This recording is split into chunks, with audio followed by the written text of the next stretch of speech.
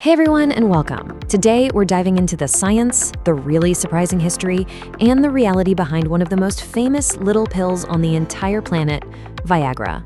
So how in the world does a failed heart drug end up completely changing modern relationships as we know them?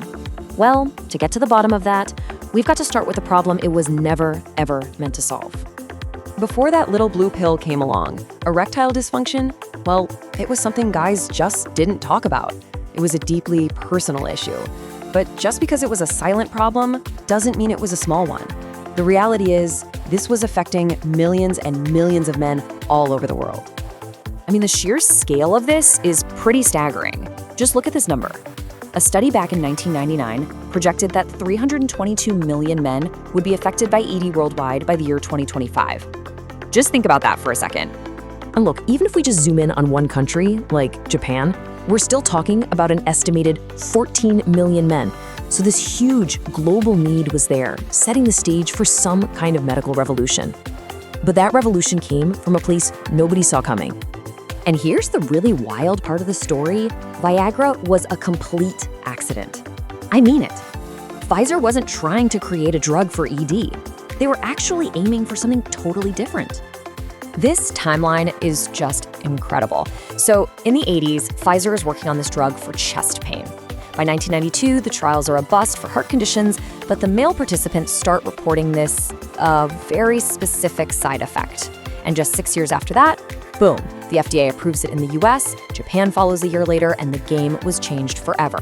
So you're probably wondering, how does this accidental discovery actually work on a biological level? To really get how Viagra works, we've got to first understand how the body works naturally. Okay, so it all starts with stimulation. That fires off a signal from the brain, which leads to the release of nitric oxide. Now, this creates another key chemical called cGMP, and that's the real hero here. It's the thing that tells the blood vessels to relax, which lets blood rush in. Simple enough, right? But the body also has a built-in off switch. And that off switch is an enzyme called PDE5. Its entire job is to hunt down and break apart that cGMP, which causes the blood vessels to tighten back up and the erection to go away. Now, for men with ED, this PDE5 enzyme can be a little too good at its job, you know? It shuts things down too quickly. And right here, this is where you see the simple genius of it. Viagra doesn't magically create an erection out of thin air. All it does is block that PDE5 enzyme. It basically tells the off switch to take a break. By taking that switch out of the picture, the body's natural process can just work better for longer, keeping that blood flow going. Okay, so that's the science, but you know how it is. Over the years, a ton of myths and misconceptions have popped up around this pill, so let's clear some of those up and talk about a few things that might actually surprise you. All right, let's tackle the big one, probably the number one myth out there. You pop the pill and bam, instant results, right? Nope, absolutely false. Remember the science we just talked about? That whole chemical chain reaction has to start with a signal from the brain, and that signal only comes from sexual stimulation. If there's no stimulation, there's no spark to light the fuse, and Viagra has nothing to work with. It's that simple. So if it doesn't work automatically, maybe it's a mental thing? Does it actually crank up your sex drive and make you want it more? Nuh-uh, that's another big myth, and the data on this is really clear. Studies found that while erectile function shot up by a massive 66%, reported libido only nudged up by about 13%. So think of it this way. It's a mechanical fix, a plumbing issue. It's not a desire booster. All right, so it's not an aphrodisiac, but, and this is pretty wild, researchers have stumbled upon a really remarkable side effect that goes way beyond just the first round. Now, this is absolutely fascinating. Researchers discovered that Viagra has a huge effect on the refractory period, what's known in Japan as Kenja time, which kind of translates to sage time.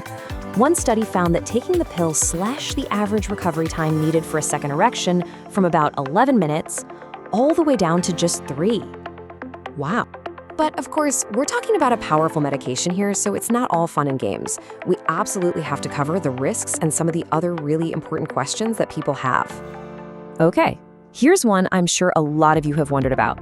If it works by increasing blood flow, what happens if a woman takes it? Could it have a similar effect? Well, the science here is pretty murky, to be honest. Some studies did find that it increased blood flow and sexual satisfaction for some women, but the results are super inconsistent, they're all over the place, and they really seem to depend on the person. So, the bottom line? It's definitely not considered a reliable or recommended strategy. And look, if you take away only one thing from this, let it be this slide. Viagra is a prescription medication for a specific medical condition. This isn't a party drug. It's not something healthy guys should be taking for fun. You have to remember, sex itself is a strenuous activity for your heart. And for men with certain cardiovascular conditions, taking this can be genuinely dangerous. It has to be used correctly and under a doctor's supervision, period. It's just an amazing story, isn't it? From a failed heart drug to a global cultural icon. The story of Viagra is just this powerful reminder that sometimes the biggest, most life-changing breakthroughs, they don't come from where we're looking. They're found by accident, hiding in the side effects of a failed experiment. It really makes you wonder, what's going to be the next accidental discovery that changes all of our lives?